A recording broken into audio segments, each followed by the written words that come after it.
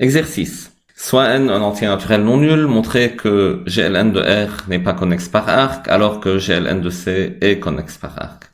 Donc GLN de R, c'est l'ensemble des matrices carrées de taille n réelles qui sont inversibles. Donc c'est un sous-ensemble de Mn de R, qui est l'ensemble de toutes les matrices carrées de taille n, qui est un espace vectoriel normé. Et pareil, GLN de C, c'est la matrice carrée de taille n qui sont inversibles, mais elles sont à cette fois à coefficient densé. C'est un sous-ensemble de Mn de C. C'est un sous-ensemble, c'est pas un sous-espace vectoriel, parce que la somme de deux matrices inversibles, typiquement, n'est pas inversible. C'est en fait aussi un sous-groupe pour la multiplication. Donc comment on fait? D'abord, il faut se rappeler, ça veut dire quoi être connexe par arc. Donc si je veux donner un petit exemple dans R2, cet ensemble-là, si je le dessine comme ça, est connexe par arc, parce qu'à chaque fois que je prends deux points dans l'ensemble, je peux toujours les relier par un certain arc continu qui ne dépasse pas l'ensemble. Ici, mon ensemble, c'est ce qui est à l'intérieur, ici, avec la frontière. Alors que si je prends cet ensemble, c'est pas connexe par arc, parce que si je prends un point ici, un point là, il existe deux points de mon ensemble, tels que je ne peux pas passer de l'un à l'autre en un chemin continu qui ne dépasse pas l'ensemble. À chaque fois que je veux tracer un chemin qui part de l'un des points et qui arrive au deuxième point, et que ce chemin n'est pas de discontinuité, alors il doit forcément sortir de mon ensemble. Donc comment on définit ça? Donc on dit que A est connexe par arc, donc A est un sous-ensemble d'un espace vectoriel normé, disons. Donc A est connexe par arc, si et seulement si, pour tout point X et Y dans A, il existe une fonction continue h de 0, 1 et à valeur dans grand E étant l'espace métrique tout entier, l'espace vectoriel normé, tel que h est continu, h de 0 égale x et h de 1 égale y. Et im h inclus dans A. C'est-à-dire h ne sort pas de l'ensemble A. Pourquoi je parle d'application continue? Parce que c'est notre façon pour formaliser, pour dire, ça veut dire quoi un chemin? Donc un chemin qui part d'un point vers un autre point, on sait intuitivement ce que c'est. Donc c'est un truc que je peux tracer sans lever la main. Mais quand on travaille en dimension supérieure, donc dans GL5 de R, qui est un espace de dimension 25, ça dit quoi un chemin? Donc un chemin, la formalisation, la définition en fait d'un chemin, c'est l'image d'une application continue qui part d'un intervalle et qui est à valeur dans votre espace métrique. C'est exactement comme la notion de trajectoire en physique. Dans la trajectoire, la variable, c'est typiquement le temps, et la trajectoire elle-même, c'est voilà l'ensemble de tous les points occupés par mon point matériel quand le temps varie. Et l'application qui au temps t donne la position de t, ça correspond à ce h-là. Bon, donc qu'est-ce qu'il faut savoir? Des théorèmes, en fait, des rappels. L'image d'un connexe par arc par une application continue est encore un connexe par arc. Donc, supposez que j'ai deux espaces vectoriels normés, donc ça c'est E, et ça c'est F. Et puis j'ai une fonction, donc disons petit f continue de E dans F. Et j'ai un ensemble ici, et son image par F, c'est cet ensemble-là. Alors, le théorème dit si l'ensemble, ce sous-ensemble-là en rouge est connexe par arc, alors son image qui est en vert est aussi connexe par arc. Et la preuve est simple, en fait. Si je veux lier deux points ici, ils sont de la forme f de x et f de y, parce qu'ils sont dans l'image. Mais comme je peux lier x et y par un chemin continu sans sortir de la partie en rouge, et que f est continu, je peux relier f de x et f de y. Donc, autrement dit, si je peux trouver un h, ce h-là, de 0, 1 dans E, tel que h de 0 c'est x, h de 1 c'est y. Alors f rond h, c'est une application de 0, 1 à valeur dans f, tel que f rond h en 0 c'est le premier point, qui est f de x, et f rond h en 1 c'est le deuxième point. Et c'est cette propriété en fait qui me permet de démontrer que GLN de R n'est pas connexe par arc. Comment ça? Il suffit de trouver une application, disons, de Mn de R dans un espace qui soit continu, mais tel que l'image de GLN de R ne soit pas connexe par arc. Une conclusion immédiate, d'après ce que je viens de dire, c'est que GLN de R lui-même n'est pas connexe par arc. Donc je vais considérer l'application déterminant. Déterminant, ça part de Mn de R et c'est à valeur dans R. Donc à une matrice A, ça donne le déterminant de A. Donc déterminant, est une application continue, car polynomiale en les coefficients de la matrice. Si vous changez un tout petit peu les coefficients de votre matrice, alors le déterminant va changer un tout petit peu. C'est polynomial. Maintenant, c'est quoi l'image de GLN de R? L'image par déterminant de GLN de R. Je sais que GLN de R, c'est les éléments, c'est les matrices inversibles, c'est-à-dire les matrices dont le déterminant est non nul. Donc l'image de GLN de R, c'est exactement R étoile. Je prends une matrice de GLN de R, je prends son déterminant, il doit être dans R étoile. Et réciproquement, donc il est facile de voir que tout élément de R étoile est le déterminant d'une certaine matrice de taille n qui est inversible. Il suffit de prendre la matrice identée multipliée par une constante adéquate. Or, je dis R étoile n'est pas connexe par arc. Bon, intuitivement, pourquoi c'est vrai? Parce que bon, les éléments de R étoile, c'est tout le monde sauf le 0 qui est en rouge. Et si je prends un point ici et un point là, je ne peux pas les relier sans passer par le point en rouge. Et pour les relier, je veux dire relier sans sortir de mon espace qui est la droite réelle. Plus formellement, je peux donner l'argument suivant. Je peux montrer par exemple que je ne peux pas relier moins 1 et 1. Donc moins 1 et 1 ne peuvent pas être reliés par un chemin de R étoile. Car soit H de 0, 1 à valeur dans R continue, avec H de 0 égale moins 1, donc mon chemin commence en moins 1 et termine, donc H de 1 c'est égal à plus 1. Alors d'après le théorème des valeurs intermédiaires, il y a un certain point dont l'image est nulle. Il existe, c'est tel que H de C égale 0. C'est exactement le théorème des valeurs intermédiaires, qui dit que l'image d'un intervalle est un intervalle par une application continue de R dans R. Donc imH n'est pas incluse dans R étoile, et ça démontre, pour n'importe quel H en fait continu, et ça montre que R étoile n'est pas connexe par arc. Donc conclusion, GLN de R n'est pas connexe par arc, car son image par une certaine application continue n'est pas connexe par arc. J'ai réduit le problème de savoir si GLN de R est connexe par arc, donc un problème compliqué en dimension supérieure, au problème de savoir si R étoile est connexe par arc, qui est plutôt clair. Il faut montrer que GLN de C est connexe par arc. Alors l'argument ici, d'abord, je dis que ça marche plus. Et pourquoi ça marche plus? Parce que si je prends l'application déterminant la même application de Mn de C, c'est plus cette fois à valeur dans R, donc c'est à valeur dans C. Et l'image de GLN de C, par l'application déterminant, c'est C étoile. Mais C étoile est connexe par arc. C étoile, c'est tout le plan, sauf ce point. Si je prends deux points du plan, je peux les relier, en fait, par un certain chemin. Là, j'ai plus à me restreindre et rester sur la droite réelle, parce que je travaille dans C. Donc C étoile est connexe par arc, l'argument ne marche plus. Mais ça ne veut pas dire pour autant que GLN de C est connexe par arc. Donc voyons. Je vais prendre A et B, donc soit A et B, dans GLN de C. Il faut que je trouve un chemin, une trajectoire si vous voulez, qui commence au point A et qui finit au point B.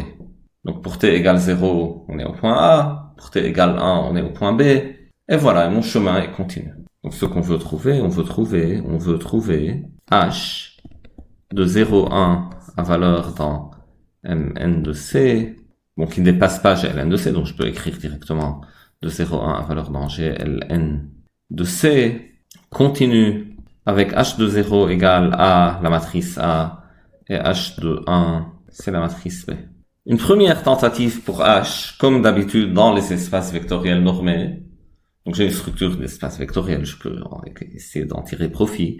Donc je pose H de T, c'est égal à T fois A, ou bien 1 moins T fois A, plus T fois B.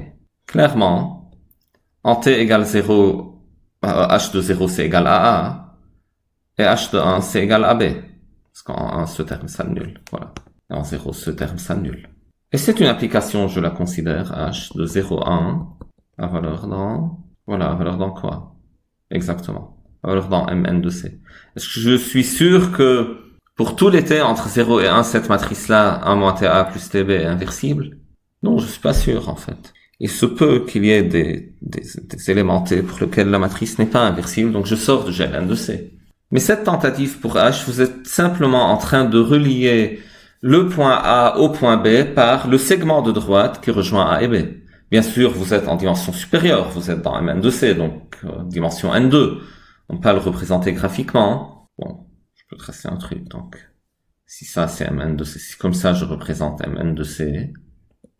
Et si ça, c'est mon point A, et ça, c'est mon point B. Donc, ce H-là, ce qu'il fait, c'est pour t égale 0, on est au point A, et pour t égale 1, on est au point B, c'est un chemin. C'est un segment de droite. Dimension, en très grande dimension. Donc ici, je fais une représentation qui est un peu erronée. Je trace en dimension 2, alors que la dimension est bien supérieure, mais c'est ça l'idée. Le problème, comme je l'ai dit, qu'il y a des points ici. Il se peut qu'il y ait des points sur le chemin, des matrices, qui ne sont pas inversibles, donc qui sortent de GLN de C. Donc le chemin sort de GLN de C. Et moi, je veux qu'il reste dans GLN de C. Comment je fais? Donc je dis la chose suivante. Voyons, représentons H d'abord. Donc H, ça part du segment 0, 1. Ça c'est 0, ça c'est 1. Et H, ça envoie de chaque point du segment à une matrice. Et je dis qu'il y a certains points du plan, du segment 0, 1. Voilà. Peut-être j'ai 2 points de l'intervalle 0, 1, dont l'image, ce sont ces 2 points en rouge ici. Et l'idée alors, bon, voyons. Pourquoi je veux passer de 0 à 1 en suivant la ligne droite, le segment de droite entre 0 et 1? Je suis dans les complexes. Donc j'ai le droit de contourner à gauche tous les points qui me donneraient un déterminant nul. Et puis j'applique la fonction, cette fonction-là. Et ça me donnerait des points, ou une trajectoire qui part de A arrive à B en contournant tous les points qui sont de déterminant nul. Comment on peut formaliser cette idée? Je vais dire la chose suivante. La fonction qui à t me donne le déterminant de h de t, c'est-à-dire le déterminant de 1 moins ta plus tb, que puis-je dire de cette fonction-là? A et b sont fixés, t est la variable, et t varie entre 0 et 1.